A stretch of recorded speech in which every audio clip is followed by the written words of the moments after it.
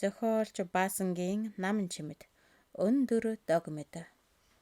Олон жилийн өмнөх шинэ жилээр Аглаг хөдөөгийн суманд болсон нэгэн явдлыг дурсъя. 1980-ад оны үед шинэ жил нь сумын төвд болдог хамгийн сайхан баярын нэг байлаа. Өвлийн өвөө нь Монгол дээл үнэгэн ловцтой. Цасан охинч жимбисэн хөхөт оргон дамтэрлэгтээ орж ирнэ. Өвөгийн дагуулууд болох 12 жил байна. Хулгана нь ийш тийш бултганаж өгөөгээд л нохой гараад ирэхээр айж үхэрний нуруу ууд асхад заал дүүрэн нэр хийгээд явчиханда бүгд л том том баг өмсөн. Тэгээд зогсохгүй 12 салан авиртай буг салан баавгай хүртэл тэднийг дагалдана. Яах чаргагүй цэвэр цусны Монголын өвлийн өвгөн залардаг байжээ. Одоогийнхтай адил алс нутгийн саанта үзэгдэхгүй шүү дээ. Байгууллагуудын ханын сонин зурагт хуудасны уралдаан аск гэгддэг асуулт хариултын тэмцээн, багт наадам, бүжиг цэнгүүн гэдэл. Багчууд томчуудгүй зэрэг нэмхэн өмнө киноны боролдой долдой хоёр шиг төрхтэй хавтгай шовгор химээх гоцгор тагдгар хоёр алиалагчаа тесэн ядан хүлээн. Тэвэрт багтамгүй шахам том дурангаа савчуулсаар хашгичж гуаагцсаар гарч ирэхэд клубийн заал хөөрөөд явчих шиг бодогдно. Тэр том дурангаараа ажиллаар хоцорсон, муу сурсан, арх хууж хэрэг тарьсан нөхдүүдийг заримдаа дурандана. Сумын сайчулаач зарлна, үймүүлнэ, алиална. Багны цаана хэн байгааг нь таах гэж бид мачицгаана. Тэдгээр баг сүлд модны чимэглэл, тэргүүтний хийх элдв тэмцээнд бэлтэх гээд бараг л хагассаар бужигнадаг байв шүү. Нэг тийм шинэ жилээр миний бие шинэ жилийн нөхөрсөг шог зургийн уралдаанд оролцлоо. Сумын сайн малчдын нэг өндөр догмед гэдэг хөгшин байх. Нам хаан тогжгор болохоор нь л нутгийнхан өхөөрдөж өндөр гэсэн хэрэгэлтэй. Хөдөлж гიშгэн хүртэл хүүхэд мэт хөнгөн шингэн өндөр ах үнэхээр малч хүн. Тэр жил улсын авраг малчин болсон билээ. Догмд байнга бойжуулсан хургана бараг л төлөг шиг. Тэгээд энэ сайн талыг нь баахан дүүйлгэх санаатай. Догмд ахыгаан хургаан унаад эхийг нь дүүрээд инээч гисэн өвсний толгойг бөхөлзүүлэн өндөр хөтлийг хотолзуулан давхиулж яваагаар зурлаа да. Далан худалчийн үлгэрт гардаг ботхыг нь унаад эхийг нь дүүрээд явдгаас санаа авсан хэрэг. Хэрдэл хичээсэн учир овоо сайн зураг болов. Харсан болгон л үгүй энэ өндөр догмедигээ яг шүү гэцгээж эрчүүд мар инээж авгай хүүхнүүд хошуу амаа даран жиг жуг хийн. Зурагныхаа доод талд нь догмед ахын бойжуулсан хургана эхийгэн эзэнтэйгэн тэгээд явчихмаар тэнхээ чадалтай төрдөг. Тийм сайн мундаг малч хүндээ гэсэн санаатай шүлэгч авсаргалаа. Тэр шинэ жилийн үчийг чимсэн нэг зүйл нь миний хэдэн нөхөрсөг шоглолоод байсан юм. Энэ бүтээл маань нөхөрсөг шог зургийн уралдааны түрүү шагнал болох баярын бичиг 10 төгрөг Оросын Ленинград гэдэг усан бодог биерний комптэй гардаж авдаг юм байна. Тэр Ленинград бодогч нь үнэн ховор мэрэгчлийнхэнд хүртэл олддоггүй эрдэнэ байв. Гэтэл шинэ жилийн дараа би хүсэн хүлээж байснаасаа огт өөрийг үздэг байгаа. Догмед ах хөдөлмөрийн алдрыг нь мандуулсан надад баярлах нь бүхэл бүр гомдоод уурлаж уйлж байна гэж дуулдлаа.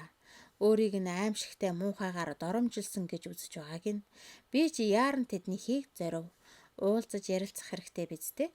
Намайг гэрийнхэн доод хошуугаараа дэргүүлээд гарч ирэхээр догмед ах мордоод хойд хамар өгдөө давхичихв.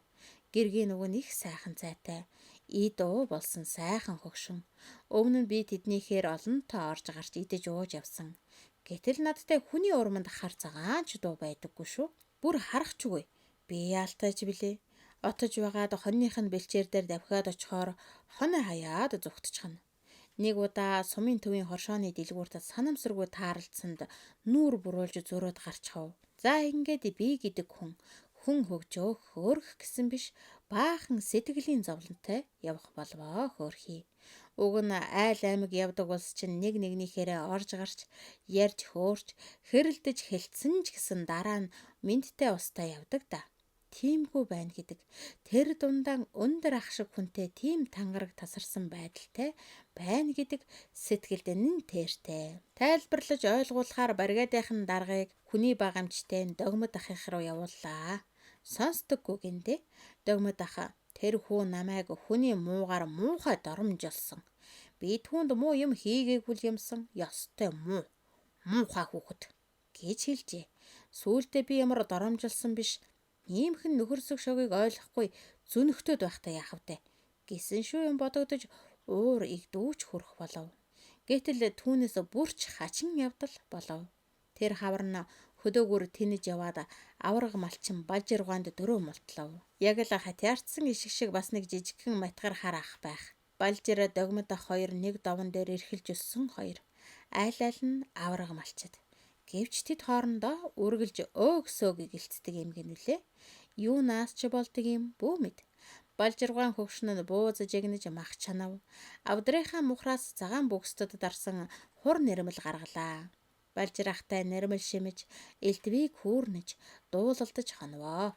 Мань хүн байс гэдэл миний мөрөөр тэрч ахын дүү аатай та гэж дотонсон. Балжирах тэгээд ирэхлээрээ аюултай хүн явуулдаг юм. Гэвч тэр удаад гайгүй шиг. Өглөө мортоход Балжирахаа дал мөрөн дээр хад хийдл алгадаад ахын ч цаад муу догмод нохойг ганц сайхан чадсан шүү. Болж муу байна. Хатиар нохойг. Өөтөл чадахгүй дандаа өрөвгнөж явдаг юм. Би чаддагсан бол яг л тэгж тэлээ хураг унаад хожгор толгойлч хоод явж байгаа харан зурх байлаа. Харин дүү хүүчийч ястай сайх гэж байна. Би өндөр ахыг яачихсан юм гэвэл би догмодыг шинэ жилийн дараа баахан цаашлуулж явуулсан юм. Цаадах чинь хэр төгдөг нэж байна. Нэг төгдөг нь хэрэг игдүүтэй гэдэг байгаа. Гомдож урвайсан өндөр догмод ахын царай тэр даруй нүдэнд харагдах шиг болж тэгтлэн ихээр уурлаад байсны шалтгааныг сая л нэг юм ухав. Хэргийн эзэн нь та байсан юм уу? Өндөр ах уурлаад надтай хар цагаан дуугүй болсон. Гэвэл Балжирахаа пар хөхрөөд тэгжилвэг. Догмод маань хүүхэд хэвээрээ л хөтлөх юм да. Тэгэж байгаад цаадах чинь бүр эсэргээрэн иргэдэг юм. Чи харж л байгаарай. Ах нь занг нь мэдэлгүй дээ гэлээ. Тэгээд өндөр ахыг хэрхэн 75-аар нь буулгаж авах арга ухаан заав. Намар нь 70 булгийн адагт айлын хүүхдийн дайхан дээр өндөр догмод ахтай таарлаа. Ах хүү хоймор голлосхийн нилээд халамцуу халбайчсан суун. Үгсүгчгүй найрлсан олны өмнөр зүтгэсээр хойморт заларсан догмод ахын өмнө очиж өвдөг сөхөрч хормойноос нь зуурч судсан гүвэлдсэн мойтгор бор гарыг нь илж байгаад л буруугаан наминчилж гарлаа. Өндөр ах олны өмнө шууд босоод явчихж чадсангүй бололтой. Сархтад баахан халчихсан байснаас тэрөө над руу улаанууд эргэлдүүлэн сүрхий шүрэн бас гайхаж сочирдсан мэт ширтээд гөлөрчхөв. Бодож бэлдчихсэн байсан болохоор уран миний үгийн уран болоод ундарч урсаж байх гэж жигтэйхэн яг л Балжирахын зааснаар аяглав. Сархтын акт сэтгэл минь нилээд хөөрчихсэн байсан юм. Тэгтэл өнөөх буруу харж бухан хүзүү гарган зөрүүдлээд байдаг догмод ах маань гинтхэн хүүхэд шиг асгартал уйлаад толгойг минь энгэртэн задгайлчихсан хөлс үнэрцэн илгэндээ наагаад авдаг гин. Ахан дүүдэн үнэхээр хачин их гомдож явсан шүү. Их гомдож явсан. Уг нь чи бит хоёр хуйуулаа тийм муухай хүмүүс биш л юмсан. Чи бит хоёр чин уг нь мөнчиг сайхан л хүмүүстэй гэдэл намайг өнгөж нус нулимсаараа нүрийг минь нялгадаж эхэр татаж ирээд л уйлж гарав. Өвгний уран гоёгоор хөөхөн аргалж хуураад асуудлыг зохицуулчих яа гэж бодож явсан би ч тэр хүний хүүхэд шиг эглгүй гэнхэн сэтгэлд нь хайлж тэсэлгүй дагаад нэрж гарлаа. Найрчид эхлээд л бид хоёрыг баахан гайхаж харж хачирхаж байснаа хүүхдийн найран дээр хөгшин залуу согтуу зүнгүүд нус нулимс боллоо. Гарцгаа гэд хөөсөнд хоёул тэрвэрлсэн чихтэн хаалгаар багталцаж ядан гарч билээ. Тэгээд өвөр тармын голыг шувтартал, ар цайдмыг сэнсэртэл, айл амтныг нь залхтал, асар басрыг нь дастал, ард хүрэн агсам хөрөн хоёр морин богштол бүтэн 7 хоног наригсандаа айлын баруун хаягаар хайсан азхан дээр ах トゥ хоёр шиг тэрвэрлдэж тасраад л амар хос шиг айлын морины уяан дээр хөтлөлцөж алхаад л хавийн хүмүүс энэ хөгшин залуу хоёр тэнэг одоо зэрэгцээд зүнэж эсвэл архины цагаан солио тусаа юу да гэж гайхацгаасан гэдэг. Өндөр догмод ахаа нуруу намханч сэтгэл нь өндрөөс өндөр болжрах хатуу тоглоомтойч алсуураа халуун илэгтэй цөлх ухаантай ийм л хүмүүстэй.